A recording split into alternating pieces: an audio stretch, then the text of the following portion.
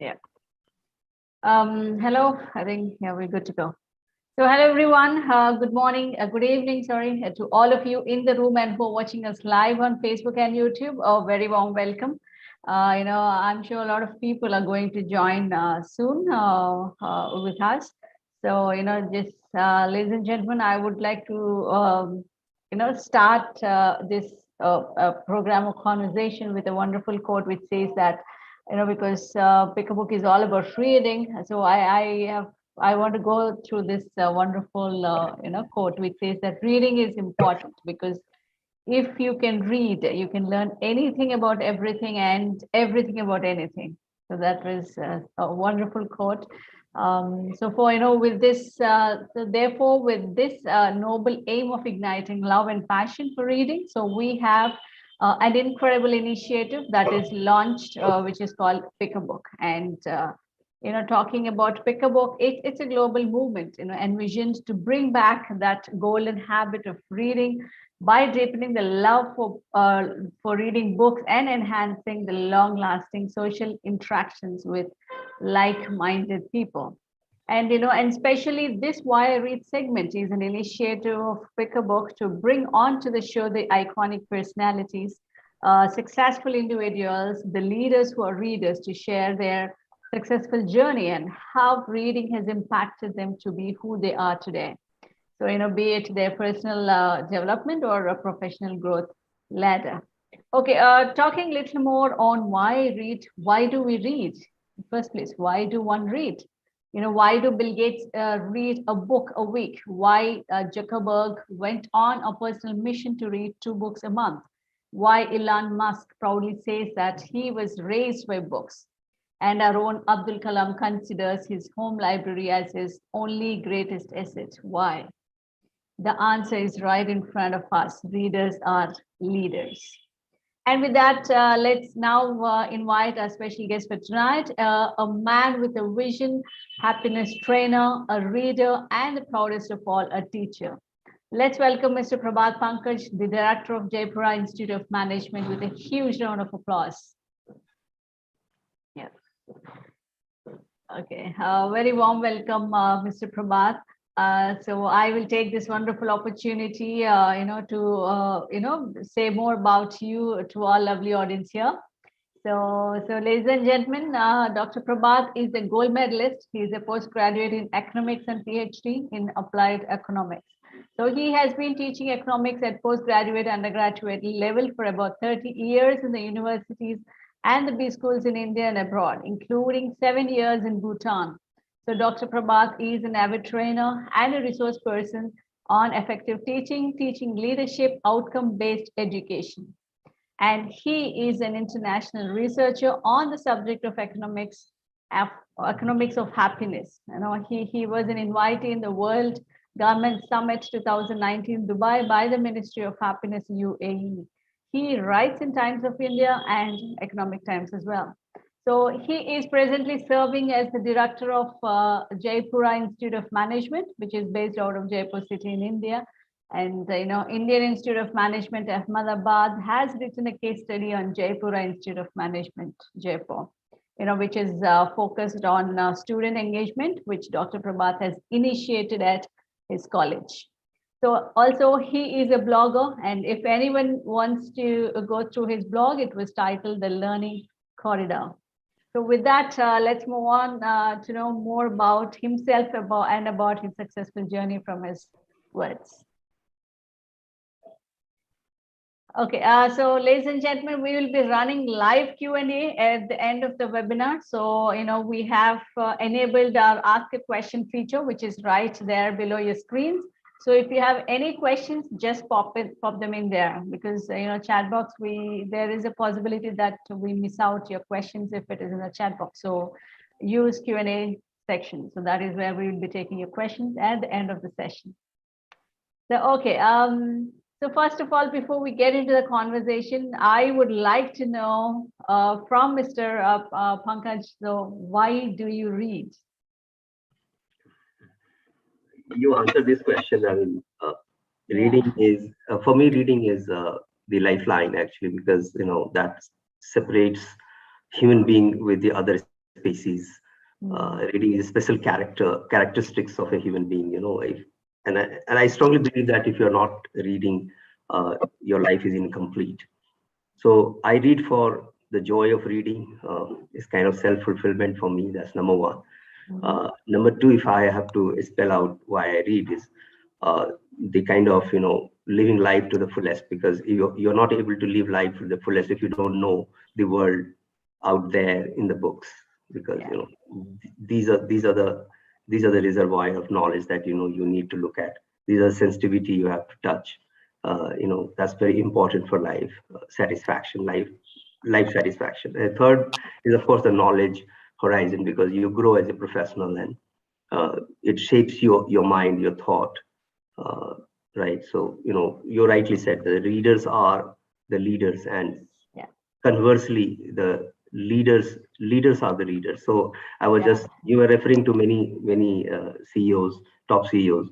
So I was going through LinkedIn study, which asked the top 500 Fortune 500 CEOs about Mm. their reading habits.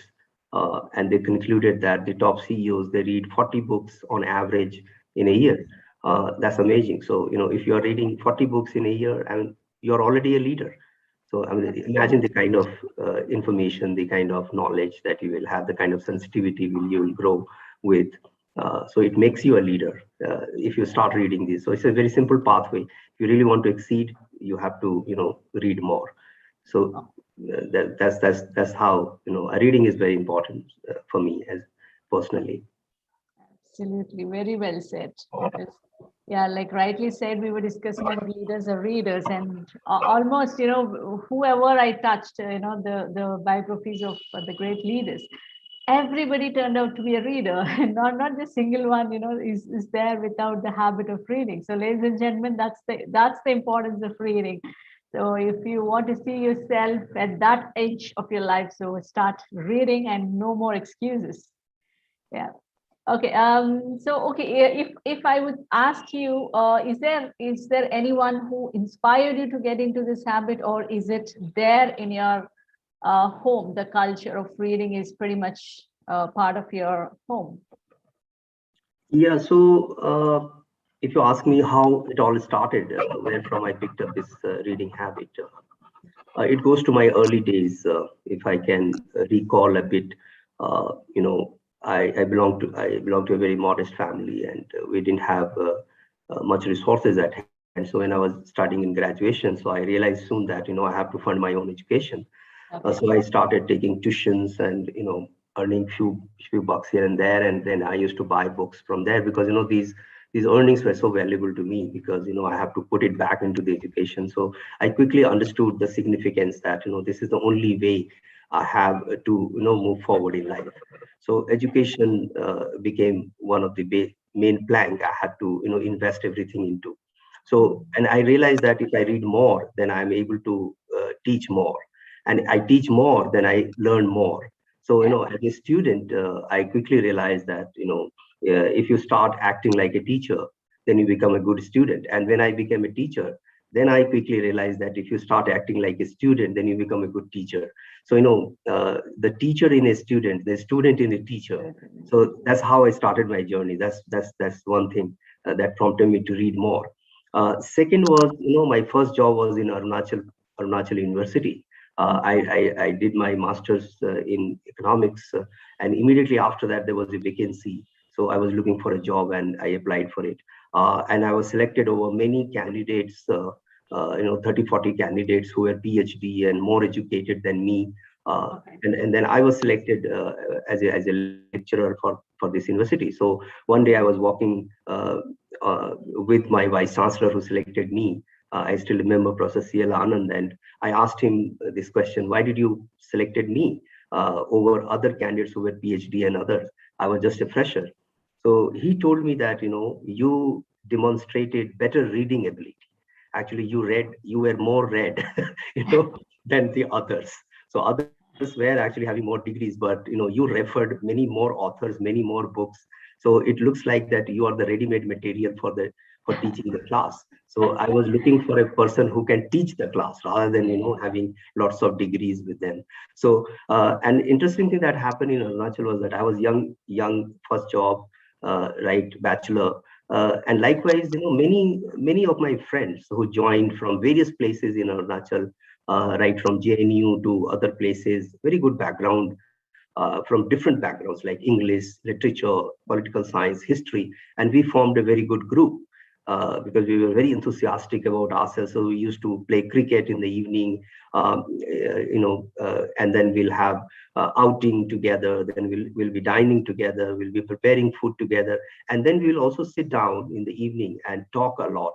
So my English literature friend will talk about his subject, then the political science will give some other insight. Psychology friend was giving something different, insight. And mine was, I had a very peculiar habit of listening very properly to everybody, and I had this knack of grabbing and understanding little more of what people say. So what I used to do is that I would not understand even 60-70% of what they're saying, because they were from different subjects. Mine was economics. So what I used to do is that I used to remember all these things that they were saying. And then next day I will go to the library and start searching books around these themes, right? And I will Okay. start reading. So what happened because of that is, it gave me a very wider perspective. So I started learning history. I started learning political science. I would not have been able to do that if I would have confined only to my subject. Yeah. So I'm really thankful to my friends uh, Mm. who enabled me a wider reading. So your friends make you read, and your circumstances can make you read. But once you become a reader, then you yourself actually become the source of reading more. True. So I have a peculiar habit, Swarna. So if I Mm. may share with you, my habit is that whenever I read two books together. So Oh, I always take two books at a time, okay. and I will read one book and then go back to the other book and then again come back to this book. I don't know. I mean, this is a very peculiar habit for me, but I do this. That was interesting. Good. You have covered a lot of important points here, in a way, because yes, I mean, it's always, it is said that, you are average of five people you go around with. So, if you have the like-minded people who are readers, like, who read books and discuss books, so you obviously tend to pick up that habit. So that's one beautiful way of, putting up or improvising your, healthy habits. Oh, and you have touched some beautiful points there, and how reading has actually, has impacted your life, and also being a good listener, that is also very, very important quality one should develop, because as long as, and also like how you said, student in a teacher and teacher in a student, it's always that, the moment we stop learning, so it's like our growth stops there and then itself. So a lot of important points for our audience to take in there. Okay, so with that, I'll move on to my next question. So, having known that, reading helped you to be where you are today in your professional front or the personal front. What do you say for those parents? Because it is equally even more important for the younger generation to build the right habit, especially the habit of reading, when it has got so many advantages. So there are a lot of parents out there who still says that, the traditional style of, having put more focus on your, on your academic books. They least encourage on reading, a generalized book. So what is your advice to those people, especially? So, couple of things. So I also started as a teacher, also I started thinking on this line. These Mm. days when you look at the students who are coming to your college, they don't have reading habits. Yeah. And the faculty, they often will complain they are not reading. Parents will complain that no, children are not reading. So I was thinking around this question, and I tried out few things as an experiment, Mm. how it works, and then I have a very different take on this. I'll give you, if you allow me 2 minutes, I'll explain all this. Yeah. So one of the experiment I did was that I asked my faculty colleague to carry few books in his hand, which is not related to the subject in the classroom. And I said that don't talk about this book, just carry it and keep it on the table and start teaching whatever you want to teach. So let's do this experiment.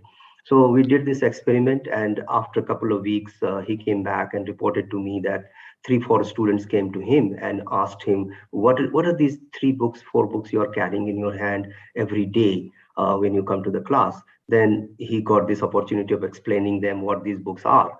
And they got very much interested, and they went to the library, picked up the book. And after 2, 3 months, these students came back to the professor and said that they have read this book and they liked the book.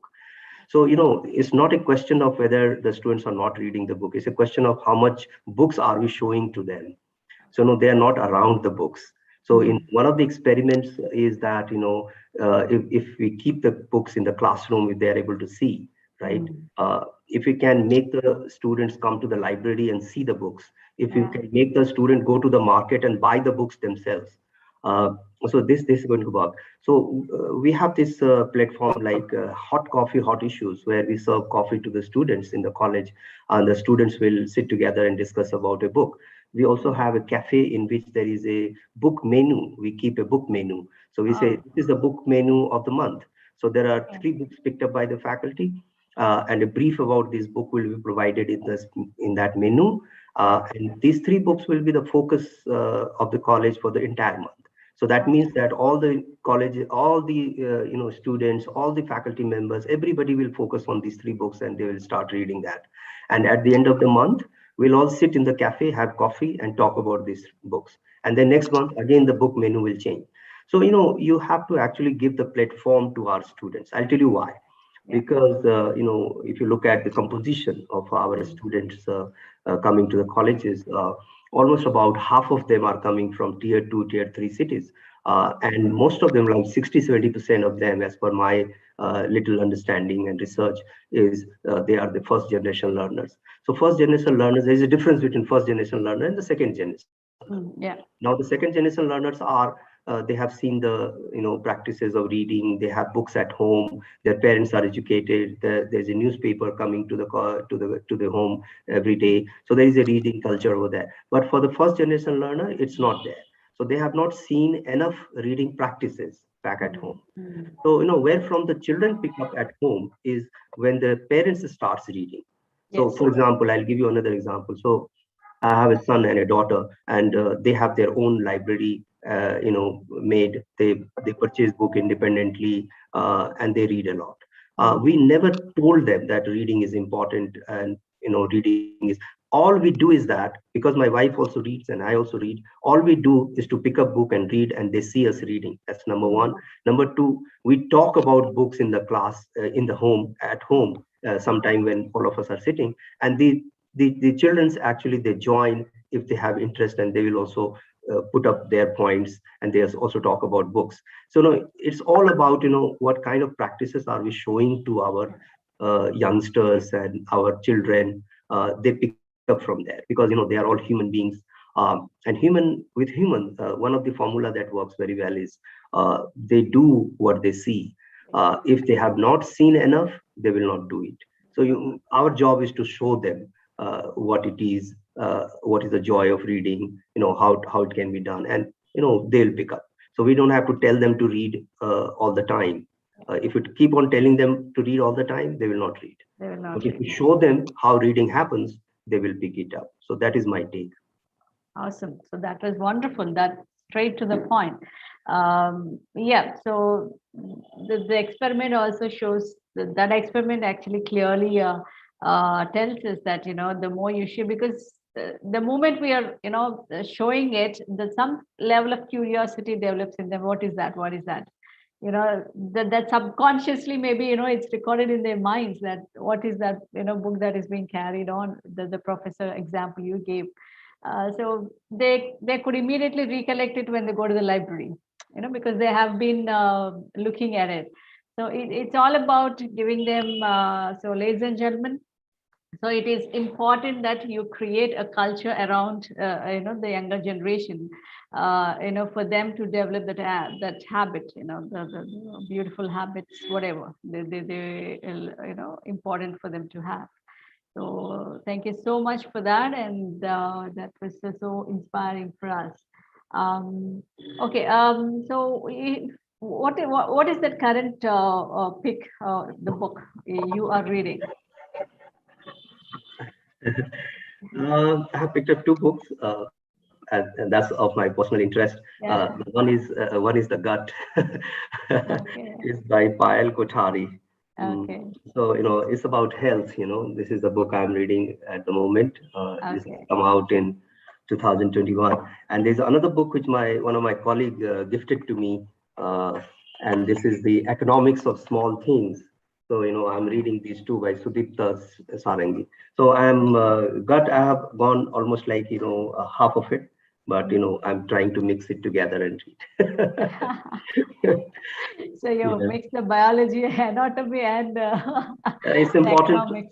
It's important, Swarna, because we have to take care of our health. We also have to take care of our mind, our Fine. body, True, our true, soul. true. So it's very important. Yeah. Yeah. So that's the beauty of books. The moment I, be a part of Pick a Book, that's the beauty I picked up from Pick a Book, because whatever the challenge we face, or whatever the mindset we are in at that point of time, or at that phase of life, so the books has it all. We just have to just pick a book and read, to get the entire knowledge, because somebody have done the total research on that and given in the form of a book. So we don't have to put those extra efforts to do it from the scratch. So any challenge we have, there are books for you, the solutions for you in front of you. So guys, that's the most easiest way to gain the knowledge. Once you have the knowledge in hand, I think, we just can't keep quiet. So we just love to spread the word. So that's how it happens. So thank you so much for that. Okay, and I read this beautiful quote somewhere, which says that the whole purpose of education is to turn mirrors into windows. A teacher and his way of thinking is very important in any educational system. So, what is your take on that? So, how important is the thoughts of or the kind of the mindset of a teacher? It's very important. It all started from, when I started thinking about it. Uh, you know, I realized that our faculty, they are very good in their own respective subject. They know physics, they know chemistry, they know mathematics, they know history, they know economics. But do they know how learning works? Do they know how students learn?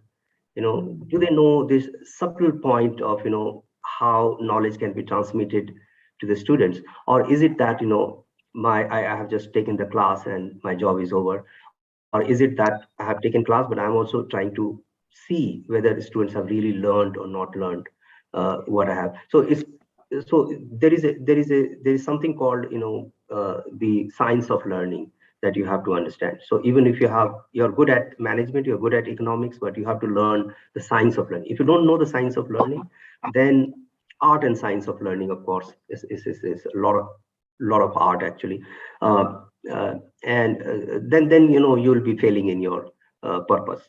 So what we did here is that I selected about 20 odd books on teaching learning.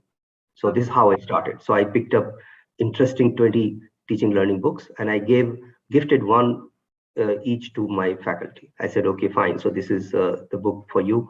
Read this book, and we'll meet after 1 or 2 months.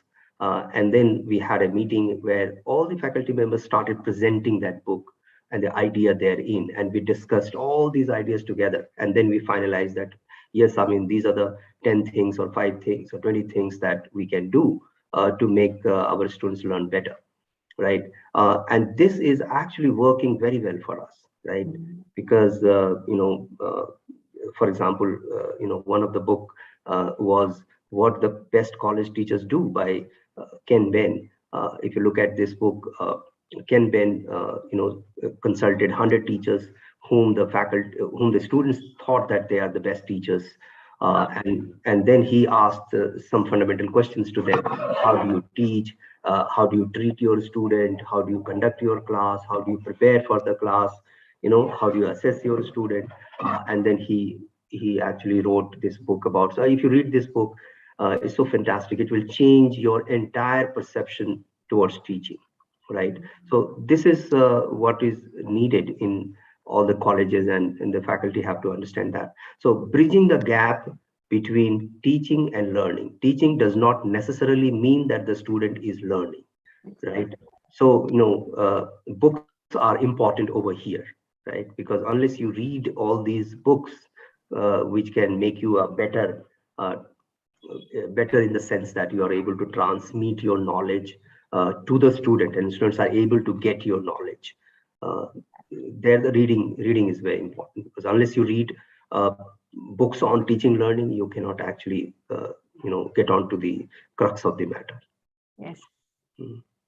100 points on that, because yeah, like how we are discussing, it's all today, it's like we are completely involved, in the books. So all about talking books, and how you being a teacher, your entire, life is about books and teaching. So, so it more, how reading is, why reading is that important. So yeah, and you have, smartly invested on reading, and you have encouraged your teaching community as well, your teaching, your teachers around you as well, to gain all the knowledge from the books. So that is very, very, very important. And yeah, that has greatly helped for what you are today, and for the college, for the fame of college that is being today now. And I've learned that from your bio that IIM Ahmedabad has done a case study on the student engagement in this college of Jaipur Institute of Management. So that's a great achievement.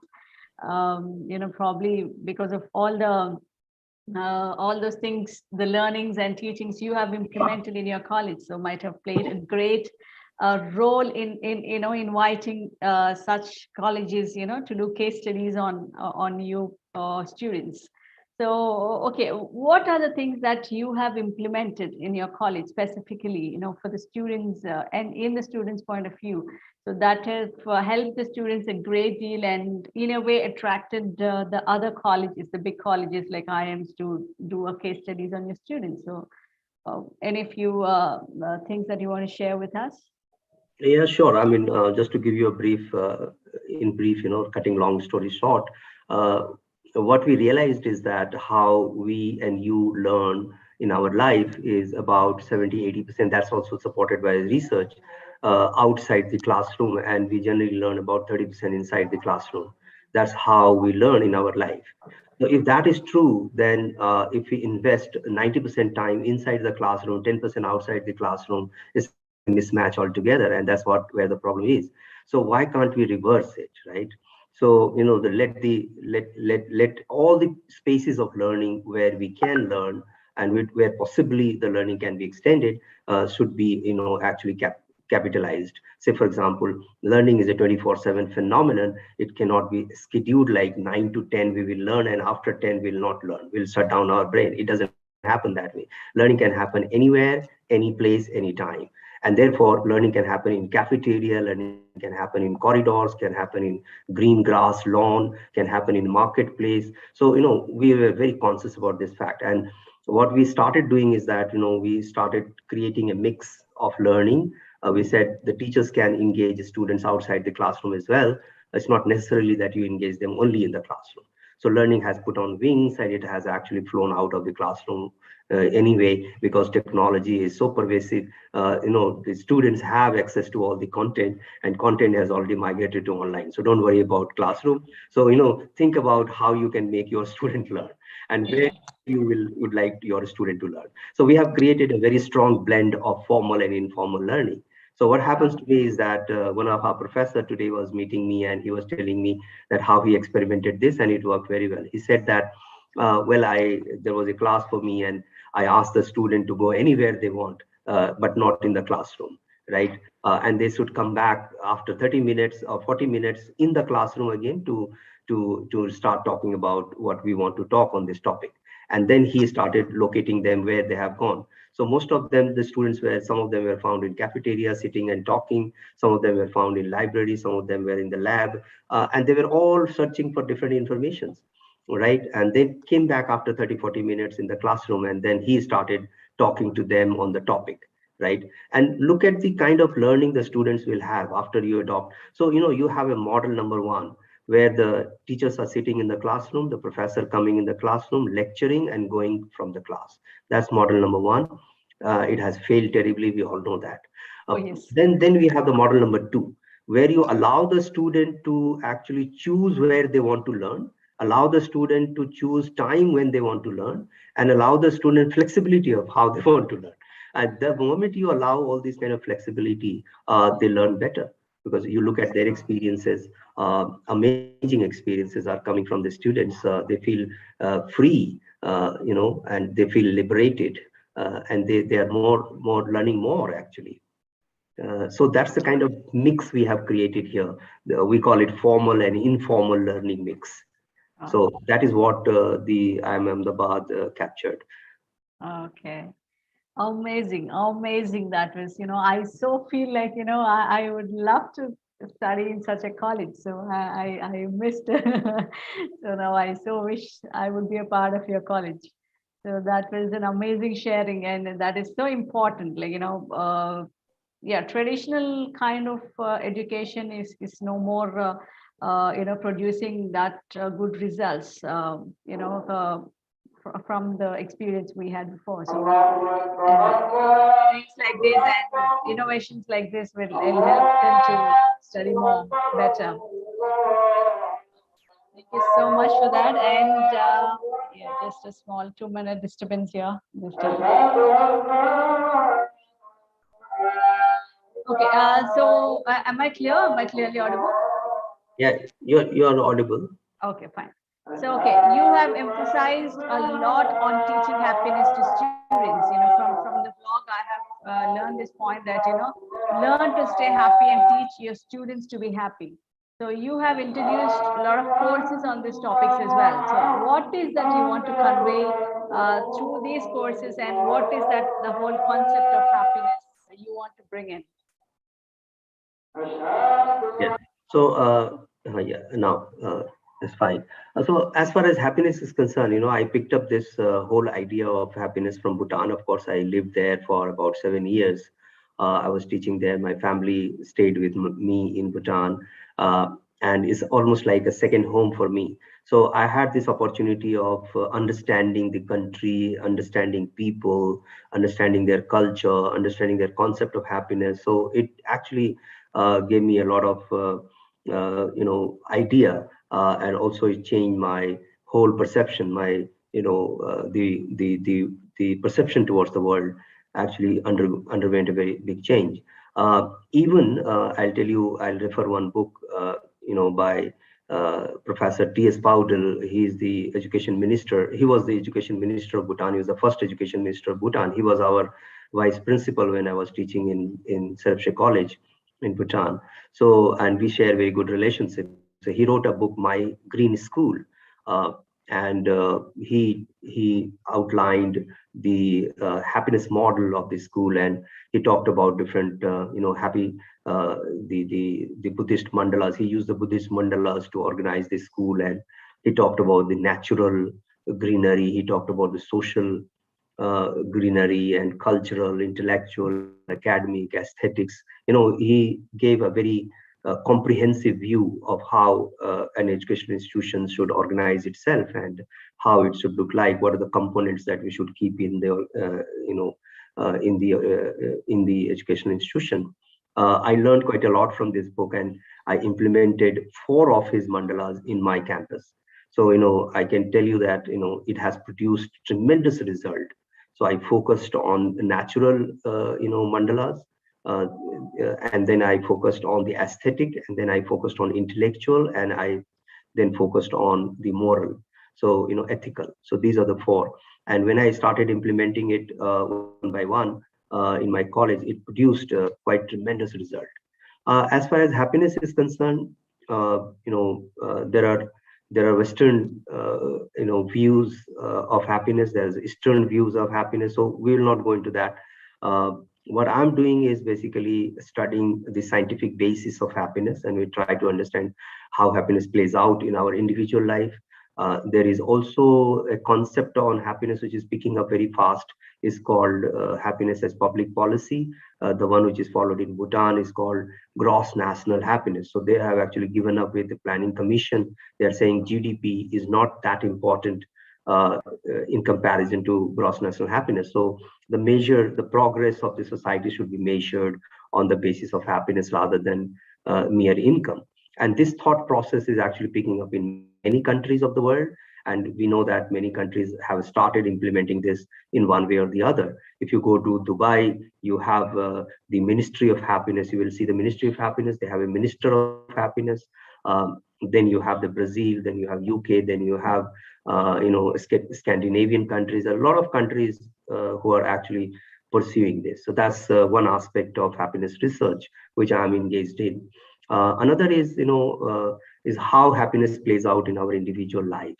So the work that we can actually look at is one of my friend has with whom I'm working and publishing. Also, his name is R. Anand. He is advisor to HCL, and he has written a book, Happiness at Work. So that is one book which is published from Sage, can be a reference book for anyone who would be interested in this subject. Another book that I can refer on happiness is The Blue Zones of Happiness, is by Dan Buettner. So what Dan did was very interesting work. He looked at the whole globe and tried to earmark the places where people are living for a very, very long time, long years, like, more than 90 years, 100 years of longevity. And some of these he has identified, like one is in Ikaria, Greece, on the basis of which this book was written. And then there are others like Sardinia in Italy, Okinawa in Japan, Loma Linda in California. So these are the blue zones. They call it blue zones, where people live for a longer life, like more than 100 years. They live 110, 120 years.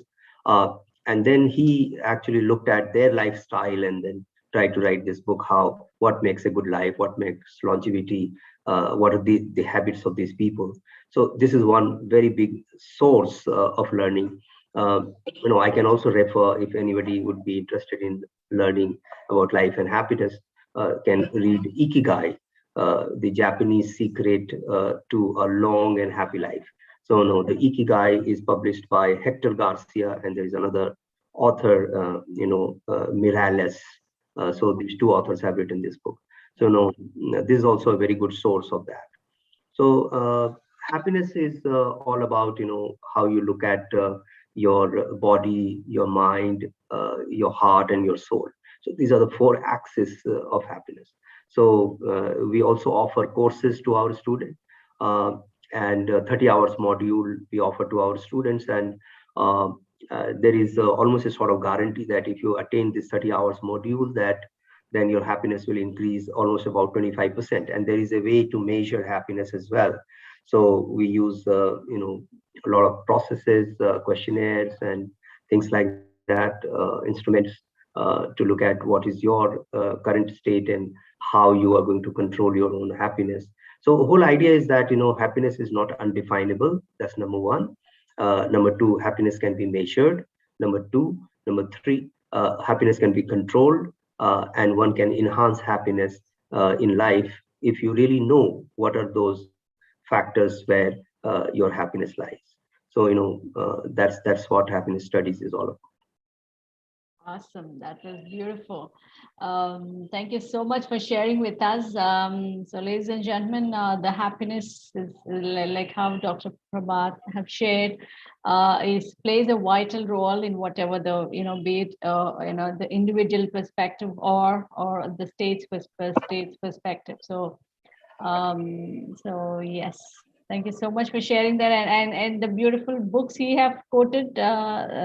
Probably you can go through those books to understand completely, and you can read his blogs, and to get a complete knowledge on that.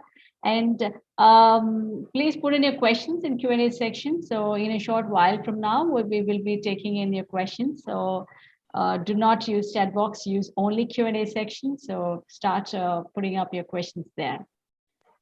Okay, okay, moving on from happiness to education a bit. Do you think our education system is serving the purpose of what it's actually supposed to do?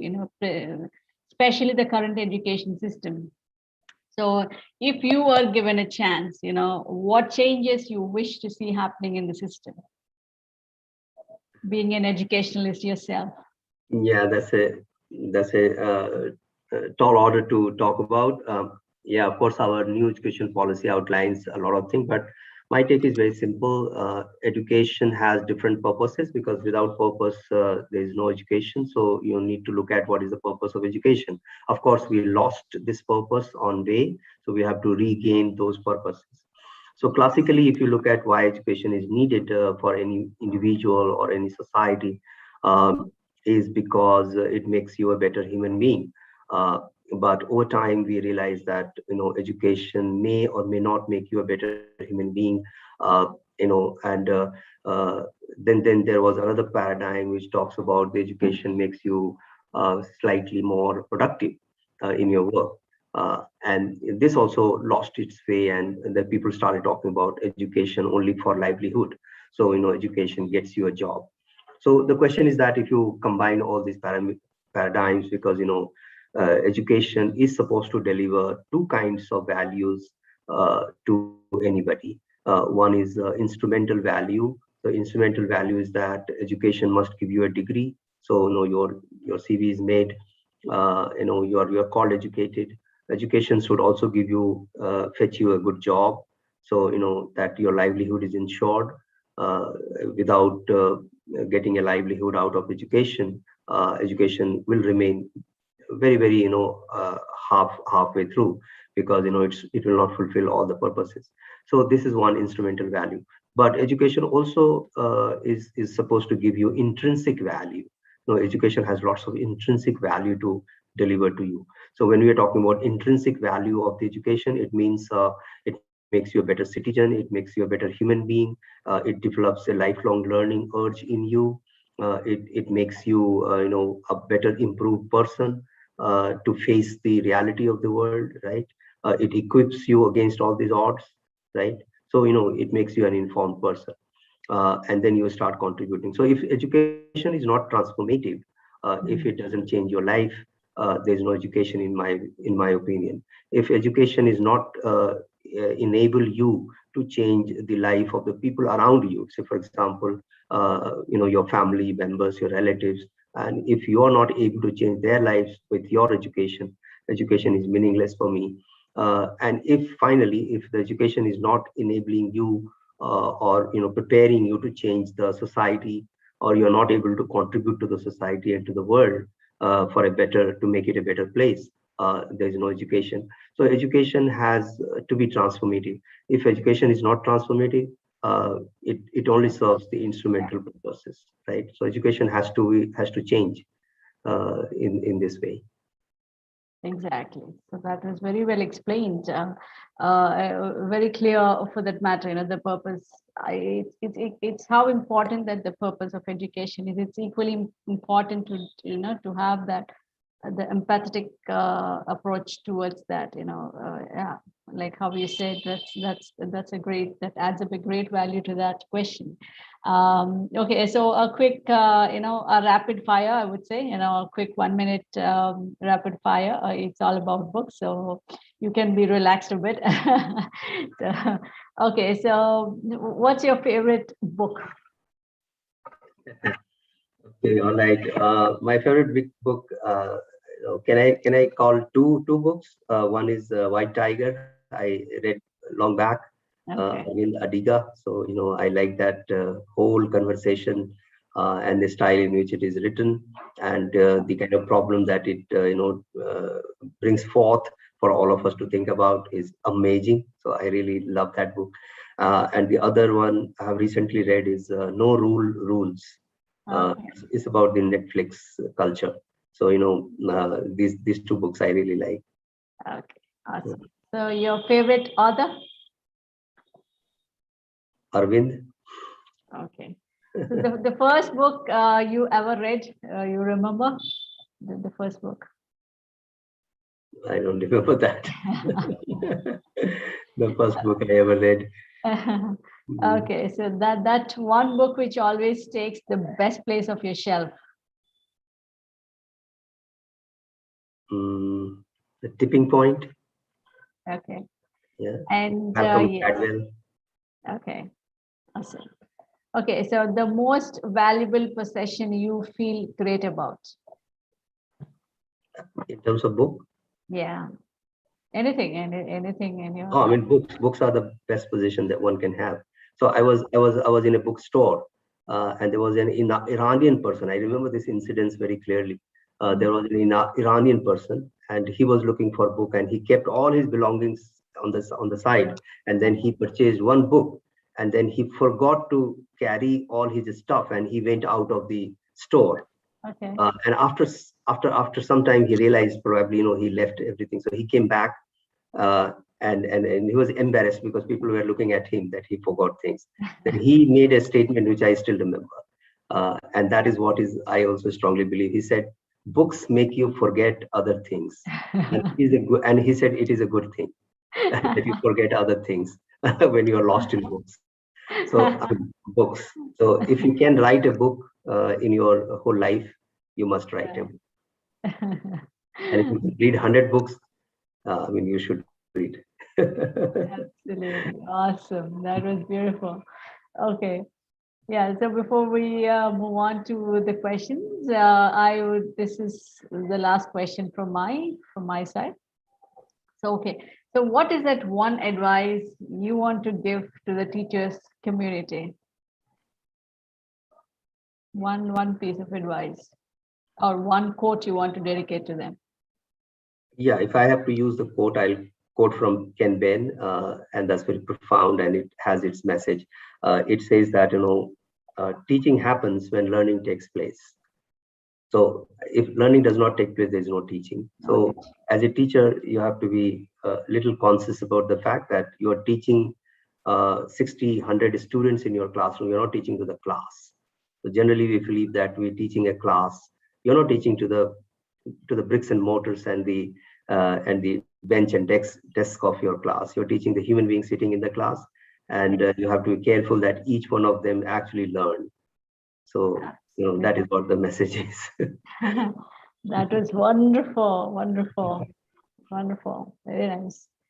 Okay, so I think we have some questions, and I think, yeah, it's like Tulsi Oja. So she wants to know, since I also read a lot of books, so I often receive this question from people when they read for the first time. So what should they read? Which book? Which author?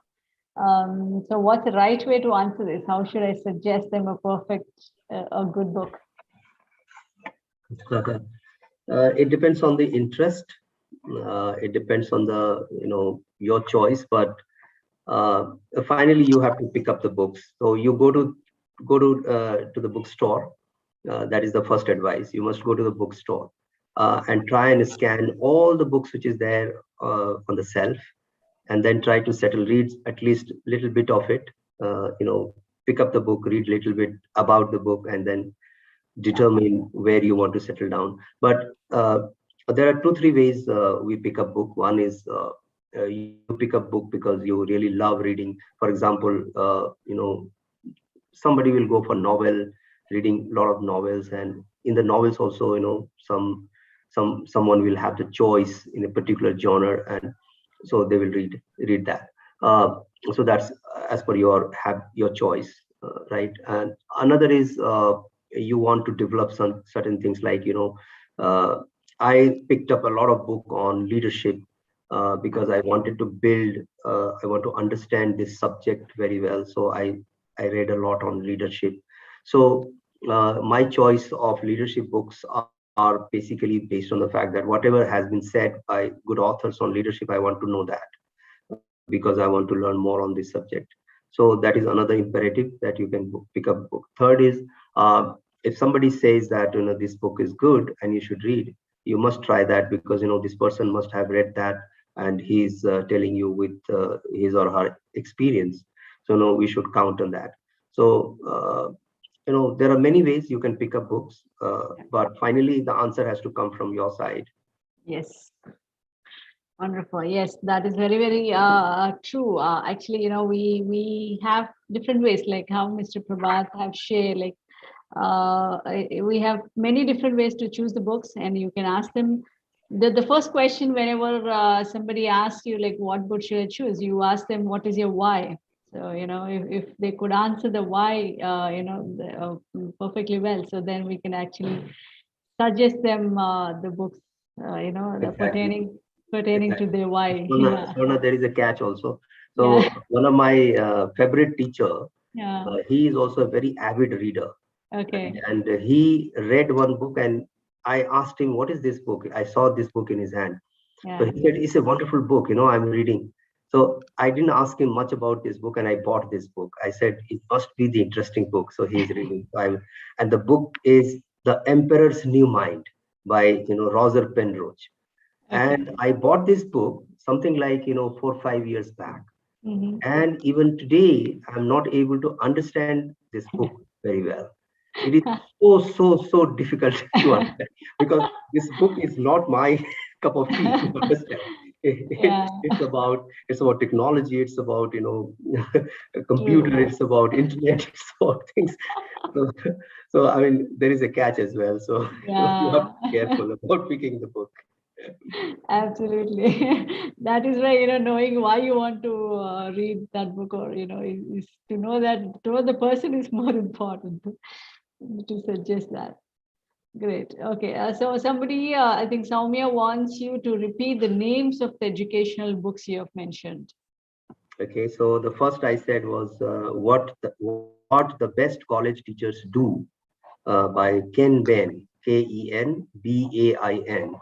So that is one. And then the same author has written another book, What the Best College Students Do. So if you are a teacher, you must read these two books by the same author. So that's two books. And then if you're interested in more, then you can go for Teaching Naked. So that's a very interesting book by Jose Antonio Bound. So, he has explained how if you can move the technology outside your classroom, or if you use technology a lot outside the classroom for your students' learning, then your students' learning will go up like anything. So Yes. that's another book you can read. Then you can also lay hand on The Courage to Teach. That's the title of the book, The Courage to Teach by Parker Palmer. So Parker is saying that uh, uh, we teach who we are. Teaching is no different from your own identity as a teacher. So if you really want to be a good teacher, you have to actually feed your soul and become a good human being. Then only you can become a good teacher. That's so profound, actually. Uh, Actually, uh, yes. and I had this opportunity of reading Reframing Academic Leadership because I was doing something at Harvard, and I had this opportunity of attending the class of Lee Bolman, who wrote this book. So I read this book long back, Reframing Academy, and my joy was actually 100 times more when I saw Lee Bolman in the classroom talking about his book. Right. Then if you're a teacher, then you should also read this book, Creating Significant Learning Experience by uh, by D. Fink. And he gave a kind of taxonomy of learning, where he talks about what are the learning that should a teacher impart to the students and what this education is all about. Uh, and it's very different from the earlier taxonomy given by Bloom's. I mean, those who are from the teaching profession will understand these terms. So if you're really a keen teacher, and if you really want to improve your teaching, learning, course designing, make students learn better, this book is a must read. Yeah. These are some of the books I can suggest. Absolutely. So kudos to all the teachers out there, because without which the whole it is difficult to imagine the entire world, the way it's running, because they are the core builders after the parents. So teacher community is the the core of builder of the entire the nation, I would say. So everybody will be so grateful to their teachers at least once in their lifetime, after they have achieved what they have achieved. So, Thank you so much. And yeah, cool. And like I said, so with this question, I'll be closing the session. So finally, what did you like about the pickable concept, and how far do you think reading books goes in sync with the work you're doing for your college? Very important because no, you're not just kind of organizing an event, but you are actually changing the lives. So that's what I believe, because uh, uh, the students and the participants, they must be encouraged to see the books and touch the books and read the books. It's a cause, actually. It's not just an event.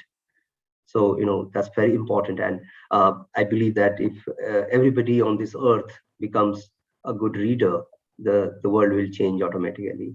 So we don't have to do anything. All you have to do is to make our people read few interesting and good books. So it's Exactly. very, very, very important, and you're doing a great job. Pick a book is doing a great job. Thank you so much. Thank you. On that wonderful note, I take this, opportunity to thank everyone who is joining us in the room. So, ladies and gentlemen, this is a beautiful conversation that happened with Dr. Prabhat Pankaj. He's the director for, the Institute of Management in Jaipur. Jaipura Institute of Management, basically. So that's a whole lot of information and a lot of learnings we have got from this session.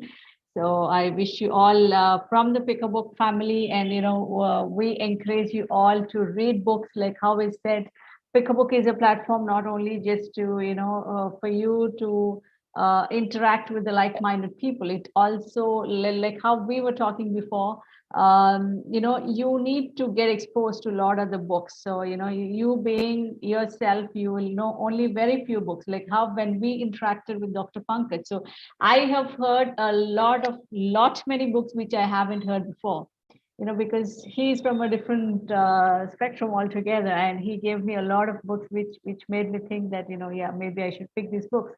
So that's the best thing that pick a book can do to anybody. So it gives you the whole lot of the list of books that will actually help you to the state of mind, or the phase of life you are in, that can change your life in a big way. So yes, kudos to all that's happening in Pick a Book, and the great people like with Dr. Pankaj, who is sharing with us their wonderful, successful journey and their experiences and their implementations in their life. So thank you so much for such a wonderful session, Mr. Pankaj. We are grateful to you. Thank you, Swarna, and thank you, everyone. Thank you. So, ladies and gentlemen, that's it from us today. And thank you for sparing your wonderful time with us and being with us on the screen, and who are watching us live. So, we're all thankful to you. And we're hoping to see you with yet another great session, with yet another great personality in next Why Read session. So, until then, take care. Bye bye. See you all.